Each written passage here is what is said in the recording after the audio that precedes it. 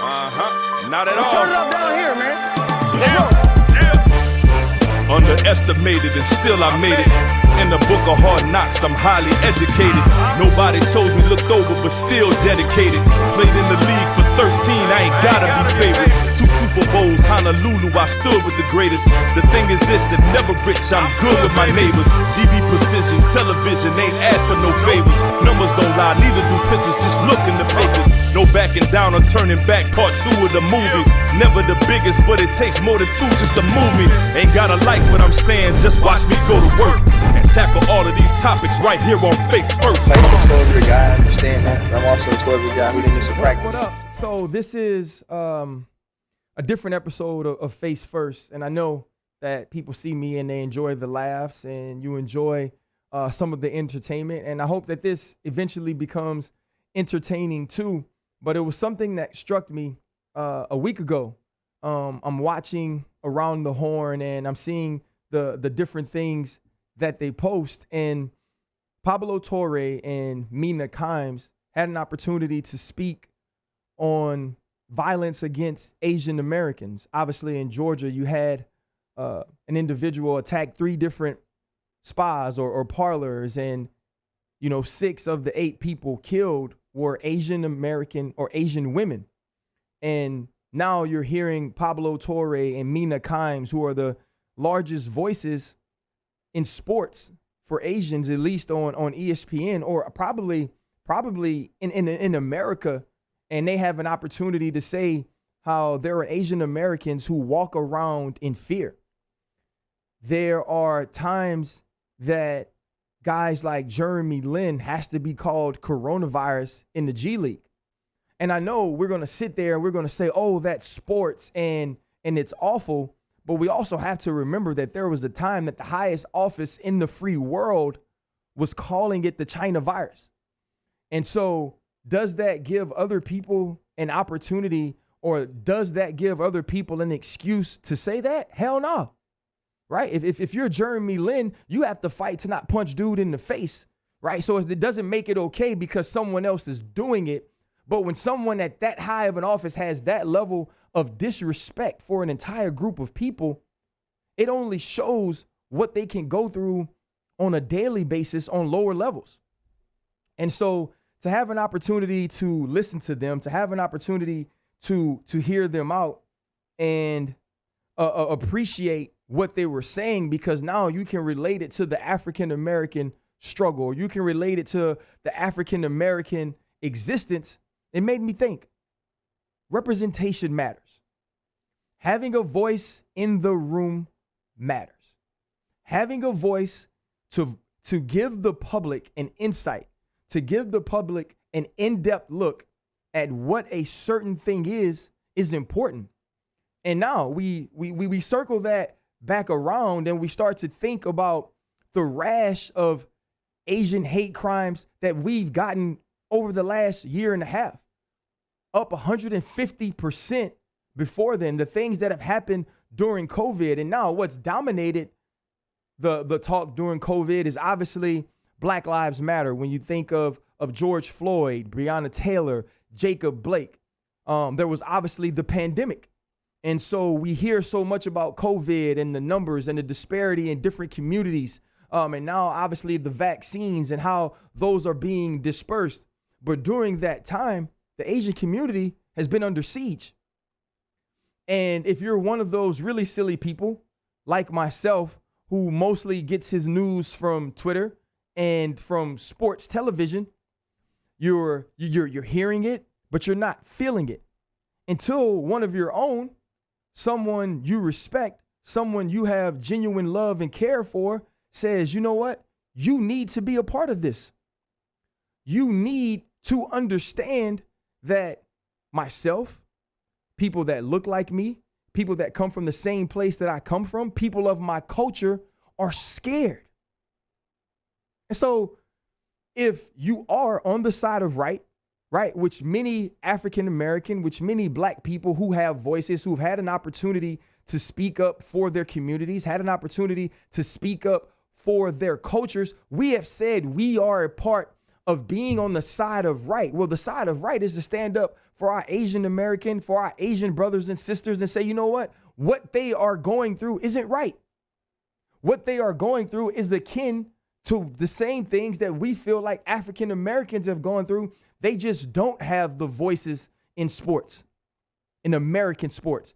They don't have LeBron James. They don't have Patrick Mahomes. And so in those situations, the LeBron Jameses, the Patrick Mahomes, yeah, sometimes we need not those people in particular. I'm not calling those guys out. They're just the two biggest names in their sport who have been extremely outspoken, extremely relevant, extremely huge in the participation of elevating Black lives. Like, we need those type of people to stand up in this case as well. And so when I hear a guy like Jeremy Lin talk about a bamboo ceiling, or Pablo Torre and him having a conversation that says, you know what, your entire life, because of sports, because of the way that being Asian is seen, you have had to fight that stereotype and do your best to step away from being as Asian as you possibly can, right? So you be accepted. For Jeremy Lin say, so I can be on the team, so I can get minutes, so I can even get on the court, so I can even get the ball. Like, that's what they're dealing with. And so you step away from that and you try to be as far away from that as you possibly can. And then you have to realize that, hold on, wait, here in America, in where we are in 2021, leading out of 2020, when my people are under siege, no, I need to be as Asian as possible.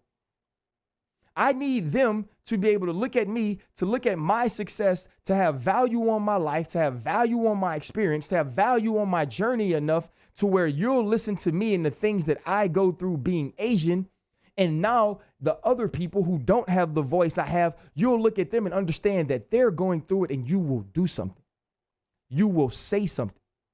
You will some way, somehow, and find a place in your heart to empathize and say, you know what? I understand what you are going through, so I need to say something.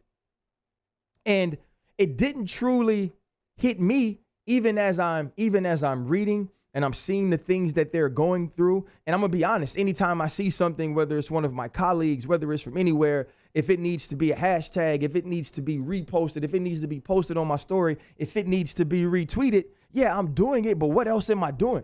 Am I actually looking into the numbers? Am I actually looking into what is happening? Am I actually listening to the voices that have more experience than I do and saying, okay, I now understand, here's what I can do? And I wasn't. But that's why representation matters. Because without that representation, without Pablo Torre, without Mina Kimes, without Jeremy Lin, who, let's be honest, are not only the minority or a minority in our country, they're a minority in the sports or in the jobs they participate in. And so if we don't have that valuable voice that somehow made it through, that somehow elevated to this point, then we don't have these discussions. But that's why representation matters. That's why them being a part of their culture, them understanding their culture, them embracing their culture, loving their culture, and being able to give it to us in a way that we understand it is extremely important. And so to Pablo Torre, to Mina Kimes, to Jeremy Lin, I say thank you. Because you made a conversation that was already happening in your communities louder in my communities that said, hey, RC, you need to check this out. You need to understand that the name calling, that the discrimination, that the racism, that the hate, that the evil, that the unwarranted punishment, that the violence that you experience, that you fight for so hard, or that you fight against so hard in your community, happens in their communities too. They just don't have as loud of voices, so they may need yours. But that only happens if they're represented. That only happens if you can hear them. That only happens if they're given a microphone and a platform and an opportunity to share their experiences. And it only happens if we truly listen and we truly care. And so you can't just make Stop Asian Hate a hashtag. You got to make it something that you truly feel, you truly understand, and you do your part. You do your part in not allowing it around you. You do your part in not allowing it in your families, not allowing it in your cultures, not allowing it in your actions, whether you think it's a joke or not, because it's not a joke. Because the stereotypes are not funny to everyone. But without having those voices, we don't hear it. And so then you listen to Mina Kimes, and she talks about many of the acts of hate being against women. And now you roll that over into the NCAA tournaments. And obviously this all started with Sedona Prince and, her giving us a view into the differences of the weight rooms, right? Of the boys having this plush and where there's squat racks and there's different type of rubber plates, where you have dumbbells, where you have benches, where you have everything that you could possibly need to stay healthy, to prehab, to rehab, to train, to be ready to really embark on the greatest adventure in college sports, which is the NCAA tournament. You have all that if you're the men. But the women's weight room is some yoga mats, a table, and dumbbells. And now we've gotten these inspiring stories and these inspiring posts of the women saying, you know what, no weight room, no problem, working in hallways, TRX bands and bands strapped to the top of doors. And you have all these things, and like, that junk's cool, but that junk shouldn't happen. Like, it's cool to see, right? It's cool to see the women who we've watched throughout the WNBA, who we've watched throughout the NCAA, who we've watched throughout our entire lives, overcome adversity, overcome obstacles, overcome the male machismo and ego that continues to keep them down, or continues to keep them in this box that says they're not as good, or they're not as important, or the statistics that point to the money and to the different things that are brought in to say, you know what, we don't have to treat you a certain way. Like, we've continued to see them overcome, right? And then even with that, we saw the WNBA change the culture of social injustice by standing together at every opportunity they could in the bubble, by the words and by their actions and by using their voices to the highest of their power, whether it was opting out, if you're Maya Moore, to opting out to get people to get a person who was in jail unjustly out of jail, and saying, okay, I will forego playing basketball to live in my truth, to live in my passion. Whatever it is, they always step up, and they're always in the forefront, yet always treated and always put on the back burner. And so you can say, okay, yeah, it just makes sense. Okay, they don't have a weight room, but what about branding, right? What about the March Madness branding that is so prevalent in men's basketball that is not prevalent the same way in women's, right? Or food quality, or COVID testing, or even in the Final Four. If you look at the Final Four logo, for the men, it just says Final Four, but for the women, it is noted that it is the women's Final Four. So if I'm just looking at these things and I say, okay, this is the Final Four, there's only one, right? The one Final Four is the Final Four that the men has, 'cause that's the only one they care about. It doesn't say men's Final Four and women's Final Four now, so we both have them. No, what it says is Final Four and women's Final Four. So there's the real Final Four, and then there's the Final Four that the women play. And so now Congress is involved, because Congress wants to know about the difference in these weight rooms. But we have to have voices like Candace Parker. We have to have voices like Rebecca Lobo. We have to have voices like Diana Taurasi, Sue Bird, all of these other women that have done great things on the college level, on the pro level, who have succeeded and now transcended their sport. We see them as movements. We see them as powerful. We see them as transcendent. We see them as outside of just being basketball players. Their voices carry weight. And so now we get to listen to them. We get to listen to the Dawn Staleys, who is one of my favorite basketball players of all time, period. Candace Parker, one of my favorite basketball players of all time, period. And now you get to hear these voices, and you get to hear them speak about the way that these women, young women, are right now being mistreated, and the way that women have been mistreated, or the way that women have been put on the back burner in sports throughout history. And now let's think of this, where we think about money brought in by specific sports, whether it's men and women. College players don't get any of that money. So if they're not getting any of that money, it shouldn't matter in the level in which we treat them. We should treat them all as student athletes. Because if they aren't getting paid, then they are all at the school to do the same thing, and they are all doing the same thing at the school with their time, with their efforts, with their talents. So why wouldn't we treat them the same way just because they're women? But that's why representation matters. That's why the voices in the room are important. The voices outside the room are important, because we need to be able to hear them. We need to be able to live in their experiences and understand ways that it needs to be changed, and then act on it being changed. Act on it being different. because we can't be for one right and not be for all right. But that's why representation matters. That's why value matters. We have to value experience. We have to value education. We have to value study. It's not just that they've lived through it, it's that in living through it and driving through it and working through it and overcoming through it, we now have an opportunity to hear the start of the issues, how you fight through the issues, and a solution to end the issues. But that's only if we give these voices opportunities to be heard. That's only if we understand and show them the type of deference, the type of understanding, or we step back enough from them to say, you know what, you've been through it, educate me. And in educating me, help me learn, help me be better. And so those things are extremely important when we're looking at the different opportunities or the different issues in sports, in life. And so all of this got me thinking, and it brought me to my job. It brought me to my culture, which I'm extremely happy to be a part of. There's never been a day in my life, even with being looked at as less than sometimes, or being looked at as, you know what, you are the minority, you are not as important as this group of people. I've never wanted to be anything but black. I'm okay with that. And so being that I'm excited, or being that I'm comfortable, being that I'm more than content, being that I'm proud to be African American, when I get an opportunity to speak about it, I want to represent black people the right way. I want to, or I enjoy, or I'm encouraged by walking through the airport and having people say, hey man, you speak for the culture. Or, hey man, like in the places that I live, my friends, we all love what you do as a black man. Now, I do understand, like I don't do TV for black people. I do TV for everybody.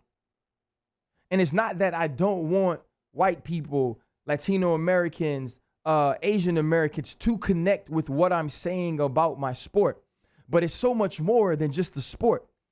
When you think about 2020 and the opportunities that I had to speak up for my people, to give a perspective on what it's like to be African American in this time, on what it's like to deal with the day-to-day responsibility or the day-to-day obligations of being African American and being accomplished and being successful and having this platform, I relished in that opportunity to do so because my culture made me.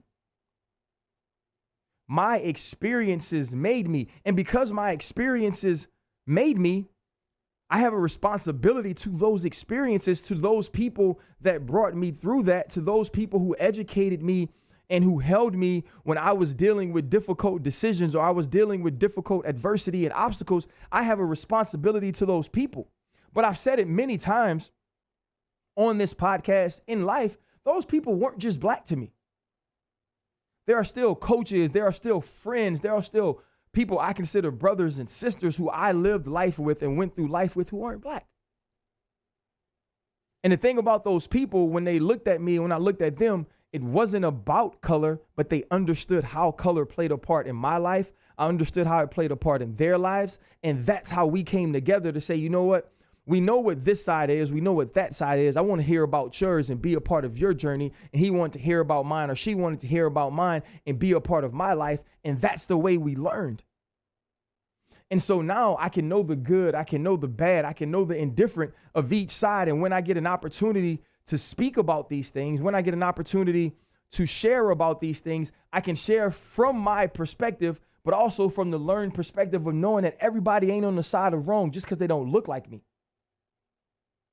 And so you think about the closeness of these minority groups, of the Asian Americans, of the Latino Americans, which is largely prevalent in baseball here in America, of the Asian Americans. Obviously, as I talk about Pablo and I talk about Mina and I talk about Jeremy Lin and the things that I've learned from them recently, you look back at the NCAA tournament and we hear all the prevalent voices or all the powerful voices of the women who were part of the NCAA tournament. And then you think about what they go through now, you know, and I think real quickly to a story of Shaq telling Candace Parker, who has dunked in many basketball games, in basketball dunk contests, in practice, who we know to be one of the more athletic women or most athletic women to have ever played the sport, right? One of the most accomplished women, that, hey, maybe if you lowered the goal, it would be more exciting. No, I can dunk. Maybe if you looked at the game and understood it for what it was, and you realized and recognized that the skill that the women's game is played at is largely from lower levels to higher level, a higher level of skill on a consistent basis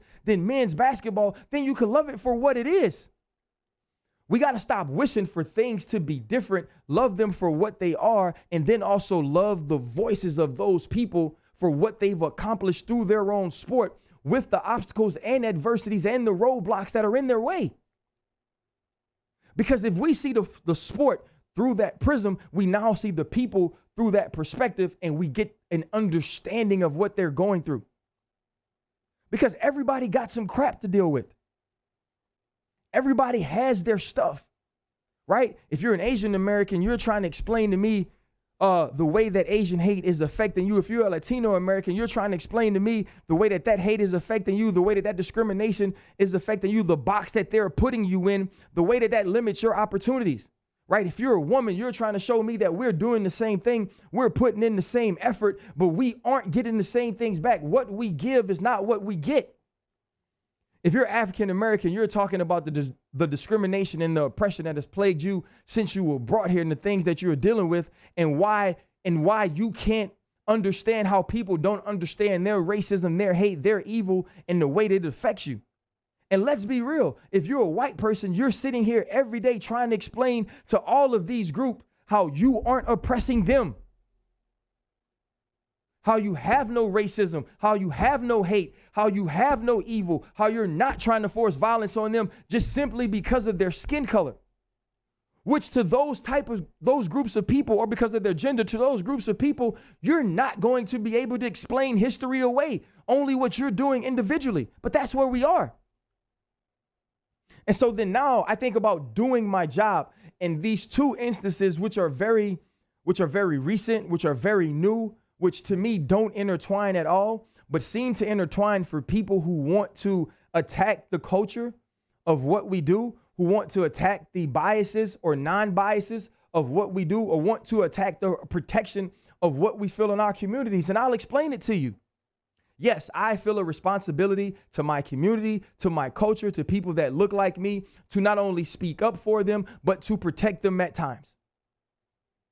And the place that this seems to intersect for people of the world right now is Chad Wheeler and Deshaun Watson, which are two totally different situations, but are situations I feel. You look at Chad Wheeler, he beat a young African-American woman into within inches and breaths of her life, and I didn't talk about it at all on TV. I got into my Get Up meeting, it wasn't on the rundown, I didn't say anything. I looked at the first take rundown, it wasn't on there, I didn't say anything. The 12 o'clock Sports Center, I didn't say anything. One, because I understood how the news cycle works. I understood that it's not necessarily about domestic violence and that we want to stop domestic violence holistically as an NFL, but I understood that goes to the people that it deals with, that nobody knew who Chad Wheeler was. No one cared who he was, and in not caring and in not knowing who he was, it wasn't a big story, so it's something we wouldn't lead with, or that's something that wasn't important. I understood that. On the other side of that, I also understood that if this was a black man and if they decided that they didn't want to put it in the rundown, I probably wouldn't be forcing them to do it. So to not be a hypocrite, I didn't force them to put Chad Wheeler out there like that. Because I said, if this was player X, who was also a black or African American, no matter if it was a white woman or if it was a black woman or if it was an Asian woman or a Latino woman, I wouldn't be forcing them to talk about it because I would be looking to protect that player. But I was wrong, because I should be protecting women as well, especially black women. And Marcus Spears, who is my colleague, who is my friend, who is my brother, showed me that, because it wasn't in the NFL live rundown, but he made sure he got an opportunity to talk about it, and talk about it eloquently, and talk about it from a place of experience, but a place of protection and a place of understanding that, you know what, if this was a black player and he was good, it would be talked about. If this is any black woman or woman period, she should be protected. I didn't do that. And for that, I am ashamed, because where I thought I was protecting my culture in one way, I was letting my culture down in another, and I had to be better. I have to be better. So now we move to Deshaun Watson, right? Now, facts of the case. We don't know what, if any, of these things are true. And in not knowing if what or any of these things are true, it is not the time for us to critique, judge, or speak on them and what it means for Deshaun Watson. Now, that also makes it feel like we are not speaking against sexual assault, which is awful, which should be prosecuted, not just civilly, right? It should be prosecuted criminally to the highest punishment. But we can't do that until we know. And so now you're getting these people that come at you and they're saying, well, you had a lot to say about Chad Wheeler. Actually, I didn't. I just actually spoke about it on Twitter when I saw that it was proven that it was done, and I called him a monster, because anyone that can put his hand, any man that puts his hand on any woman is a monster, period. Anyone who could beat someone into that type of punishment, anyone who could do that to someone and inflict so much violence on them that they were within inches of their lives, that is a monster, no matter what color they are. I should have spoke on it more, but they're saying so many people had so much to say about Chad Wheeler, but we aren't speaking on Deshaun Watson. It's because we don't know. But when we know, it will be spoken on, not because he's black, not because he's white, but because sexual assault is wrong, because it's illegal, because women should be protected against this type of thing. But see, these two things aren't the same. But because I am an African American, and because I do have this platform I have, because I have this job that I have, people who are on the opposite side of everything I've said, whether it be the Colin Kaepernick protest against social injustice, whether it be the players protesting now, whether it be the George Floyd rallies and marches, the Black Lives Matter marches, they see all of those things and they say, oh, he's black. So what are you going to say now? I'm going to say what I know when it's on the side of right. And yes, I am protective of my culture. Yes, I am protective of my people, but I'm on the side of right. No matter what color, no matter what religion, no matter what sexual orientation, no matter what gender, I'm on the side of the things that are right. I do know about my cultural bias. I do know about the level of protection I feel for people that look like me. But what we got to get to the point of understanding is, because I love my people don't mean I don't love other people. It doesn't mean I wish bad on others. It doesn't mean I want you to come down so we could come up. I want you to stay up. I just want us to elevate too. And that's why every voice matters. The good, the bad, the great, the ugly. Every voice matters. That's why I have conversations with people who think differently from me. One of the most helpful conversations I had was with someone who voted for Donald Trump in 2016. And he talked to me about that vote and talked to me about never really having conversations of that vote with people that look like me or with black people, because he didn't necessarily know how they would feel about him voting for Trump, not necessarily loving the man, but that being his political affiliations, but how he feels about the actual man. And I had that conversation, and again in the conversation, I was like, it really doesn't matter to me. And I didn't say it. It doesn't matter to me. You voted for dude. You feel like dude. You think like dude. You love him. And I was wrong. Right? I'm smart enough to know that that's not the way to look at it, but that was what it was. How could you side with someone who speaks this way about people who don't look like him and not agree with those things? But I listened through that conversation and I learned through that conversation because it was a person that I respected. And that's what it's about. I'm often asked, why do you answer these questions on Twitter from people who say these mean things? Because there may be something I can learn from their perspective. Their perceptions of what I say or their perceptions of what the world looks like can teach me. And I want to learn from that. I want to learn from Pablo Torre. I want to learn from Mina Kimes. I want to learn from Jeremy Lin. I want to learn from Candace Parker. I want to learn from the people who say you should shut up when you're talking about Chad Wheeler, but you should speak up even before you know anything about Deshaun Watson, because those things help me be better. Those things give me an education. Those things give me an understanding, whether they're right, whether they're wrong, whether I believe in them or I don't. That's the only way we grow. But representation matters. At the lowest level, at the mid level, at the highest level, the people we choose to let speak, the voices we choose to listen to, they need to be diverse. They need to be from different cultures, from different social economic standing. They need to be from different countries. They need to be from different states. They need to be from different genders. Because if we just hang around what we know, if we just hang on to what is comfortable for us, we will never grow. We will never expand our boundaries, and we will never all be one. And if we can't find a way to be one, if we keep spinning our wheels in the same place, we will be stuck in the mud forever. And I am tired of being dirty. So let's listen. Let's be grateful. Let's understand, and let's act. This was important to me that you heard not only what my voice had to say, but what the voices that I'm listening to are now telling me. This is Face First with Ryan Clark. Please check us out. Underestimated and still I made it. In the book of hard knocks, I'm highly educated. Nobody chose me, looked over, but still dedicated. Played in the league for 13, I ain't gotta be favorite. 2 Super Bowls, Honolulu, I stood with the greatest. The thing is this, that never rich, I'm good with my neighbors. DB precision, television, ain't asked for no favors. Numbers don't lie, neither do pictures, just look in the papers.